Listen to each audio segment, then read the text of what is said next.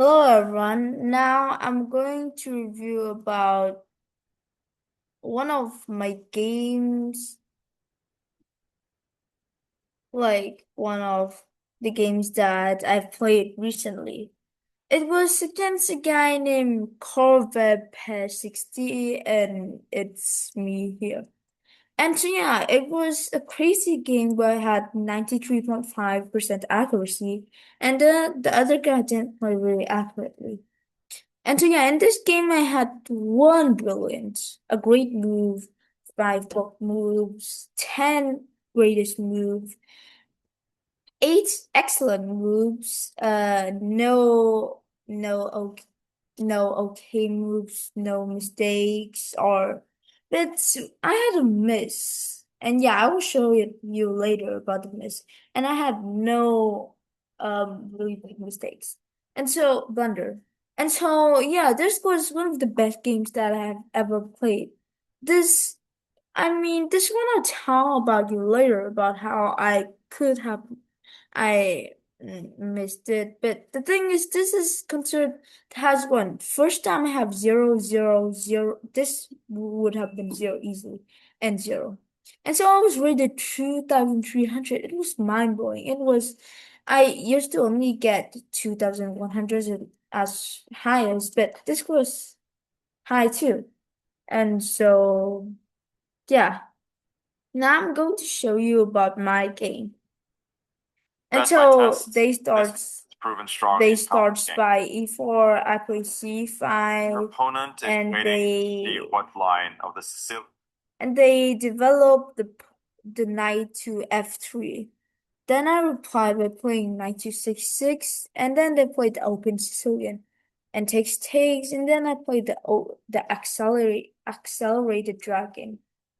And so they defended, and then I attacked simultaneously, continuing the dragon, the accelerated dragon. Then he plays this move, which kind of is to protect this, but overprotect it, but it's kind of not a good move. And the best move should have been doing this, which I think is called the Maroxy bind. Although, of course, the most famous line is this one where you kind of play this, then I develop like this, and they do this to kind of attack on the diagonal. And yeah, this is kind of famous opening. Sometimes they also play this. But yeah, it's kind of the main point. And then after they play C3, I decided to just develop the knight, and then they developed the bishop, protecting the pawn, a castle, then the castle too. Then I played this kind of just to attack like this, but I also had a little one in mind. And then he played that, which I could see was there was kind of a problem with it. Because I could see that you take and this is kind of dangerous with this, so then I took obviously and then I kind of played this to like threaten to capture both pawns as demonstrated, and then they played one of the worst blunders. Um yeah, obviously I could see this and I did see this. I played this to kind of attack the knight, and then they're kind of forced to play back, although they could have gone there. And then I took the knight this, and because it's actually kind of pins, because if not, I would take the queen. And so, yeah, and they defended, and they took, they played this. And then I found a really interesting idea. First, I took this knight. I'll show you later why. And then they took like this. And then, it was a really brilliant idea of mine.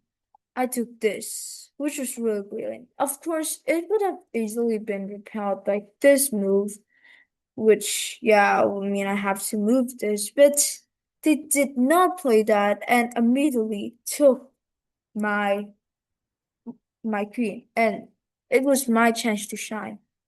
I took this.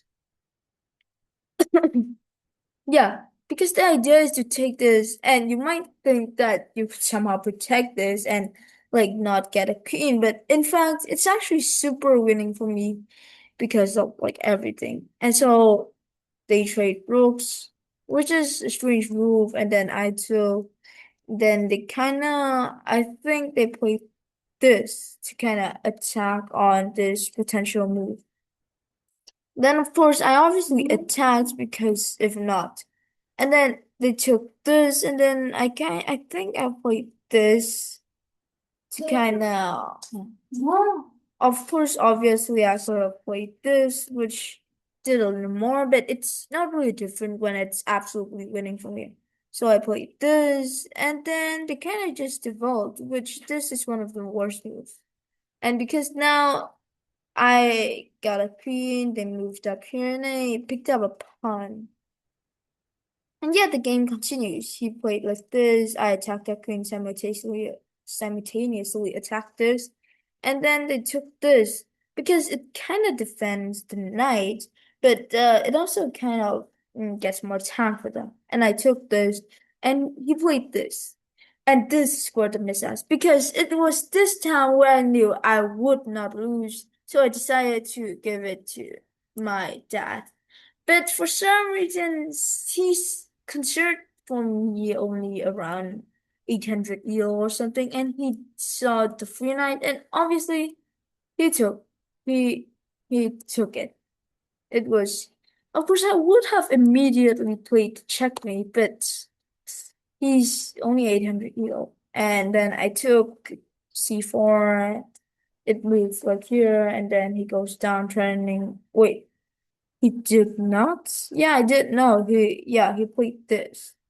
And then I think the opponent played F5. It was to kind of to break a pawn and sacrifice pawn, but he saw the check my father saw the checkmate and I won. It was a really memorable game for mine, particularly of this brilliance.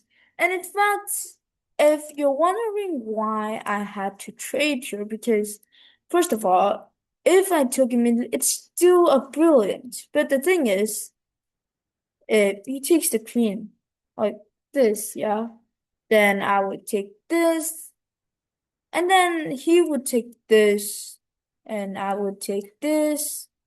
And the only move that kind of gives the position some chances is this move. And so yeah, of course it would still be easily winning after all this, but there's big chances of counterplay with this big queen. He could go to all sorts of squares, pick up pieces. And so that's the reason why I decided to kind of take this first.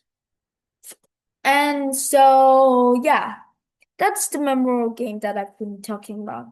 So that's all for now. Bye, see you later.